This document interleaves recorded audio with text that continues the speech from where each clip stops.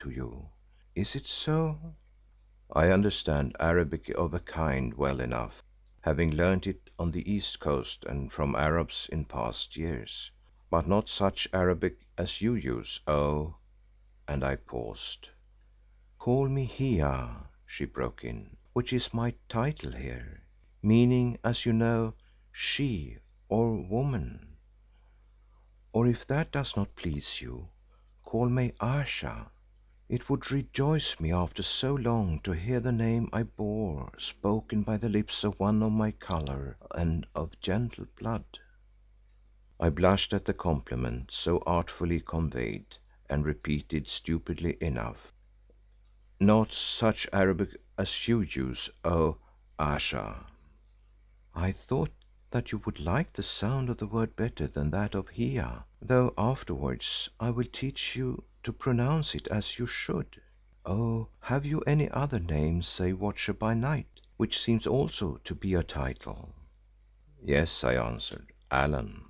"Oh, Allan, tell me of these," she went on quickly, indicating my companions with a sweep of her slender hand, "for they do not speak Arabic, I think. Or stay, I will tell you of them and you shall say if I do so rightly. This one," and she nodded towards Robertson, "is a man bemused. There comes from him a colour which I see if you cannot, and that colour betokens a desire for revenge, though I think that in this time he has desired other things also, as I remember men always did from the beginning to their ruin. Human nature does not change, Allan, and wine and women are ancient snares. Enough of him for this time. The little yellow one there is afraid of me, as are all of you. That is a woman's greatest power, although she is so weak and gentle. Men are still afraid of her just because they are so foolish that they cannot understand her. To them after a million years she still remains the Unknown, and to us all the Unknown is also the Awful. Do you remember the proverb of the Romans that says it well and briefly?" I nodded, for it was one of the Latin tags that my father had taught me. "Good. Well, he is a little wild man, is he not, nearer to the apes from whose race our bodies come? But do you know that, Allan?" I nodded again and said, "There are disputes about the point, Ayesha." "Yes, they had begun in my day and we will discuss them later. Still I say, nearer to the ape than you or I, and therefore of interest, as the germ of things is always. Yet he has his qualities, I think, cunning and fidelity and love, which in its round is all in all. Do you understand, Allan, that love is all in all?" I answered verily that it depended upon what she meant by love, to which she replied that she would explain afterwards when we had leisure to talk, adding, "What this little yellow monkey understands by it at least has served you well, or so I believe. You shall tell me the tale of it some day. Now of the last, this black one. Here I think is a man indeed, a warrior of warriors such as there used to be in the early world if a savage.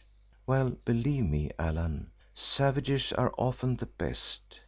Moreover, all are still savage at heart, even you and I, for what is termed culture is but coat upon coat of paint laid on to hide our native colour, and often there is poison in the paint. That axe of his has drunk deep, I think, though always in fair fight, and I say that it shall drink deeper yet. Have I read these men aright, Allan?" "Not so ill," I answered. "I thought it," she said with a musical laugh, "although at this place I rust and grow dull like an unused sword. Now you would rest. Go, all of you. To morrow you and I will talk alone. Fear nothing for your safety. You are watched by my slaves and I watch my slaves. Until to morrow then farewell.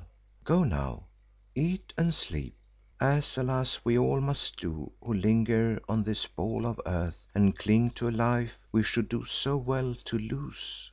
Billali, lead them hence," and she waved her hand to signify that the audience was ended. At this sign Hans, who apparently was still much afraid, rose from his knees and literally bolted through the curtains. Robertson followed him. Umslopogaas stood a moment, drew himself up and lifting the great axe cried "Bayéte," after which he too turned and went. "What does that word mean, Allan?" she asked. I explained that it was the salutation which the Zulu people only give to kings.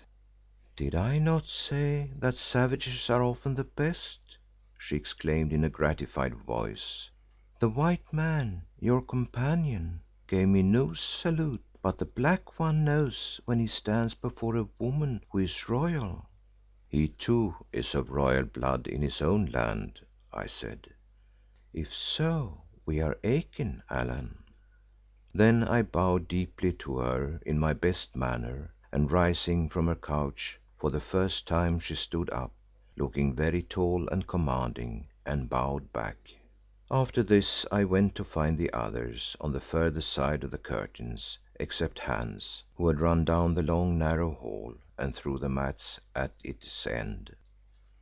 We followed, marching with dignity behind Billali and between the double line of guards, who raised their spears as we passed them, and on the further side of the mats discovered Hans, still looking terrified.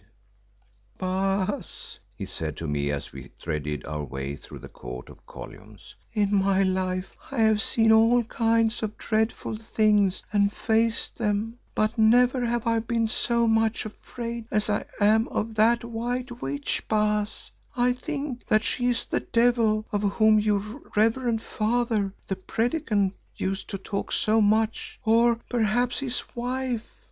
"If so, Hans," I answered, "the devil is not so black as he is painted. But I advise you to be careful of what you say, as she may have long ears." "It doesn't matter at all what one says, Baas, because she reads thoughts before they pass the lips. I felt her doing it there in that room. And do you be careful, Baas, or she will eat up your spirit and make you fall in love with her, who I expect is very ugly indeed, since otherwise she would not wear a veil. Whoever saw a pretty woman tie up her head in a sack, Baas?" "Perhaps she does this because she is so beautiful, Hans, that she fears the hearts of men who look upon her would melt." "Oh no, Baas, all women want to melt men's hearts, the more the better. They seem to have other things in their minds, but really they think of nothing else until they are too old and ugly, and it takes them a long while to be sure of that." So Hans went on talking his shrewd nonsense till, following so far as I could see the same roads as that by which we had come, we reached our quarters, where we found food prepared for us, broiled goat's flesh with corn cakes and milk, I think it was, also beds for us two white men, covered with skin rugs and blankets woven of wool. These quarters, I should explain, consisted of rooms in a house built of stone, of which the walls had once been painted.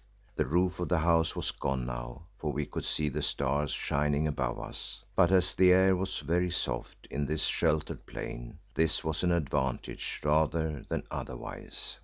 The largest room was reserved for Robertson and myself, while another at the back was given to Umslopogaas and his Zulus, and a third to the two wounded men. Billali showed us these arrangements by the light of lamps and apologised that they were not better, because, as he explained, the place was a ruin and there had been no time to build us a house.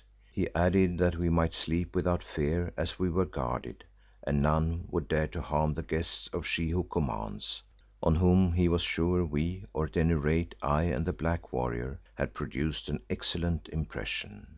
Then he bowed himself out, saying that he would return in the morning, and left us to our own devices. Robertson and I sat down on stools that had been set for us, and ate, but he seemed so overcome by his experiences, or by his sombre thoughts, that I could not draw him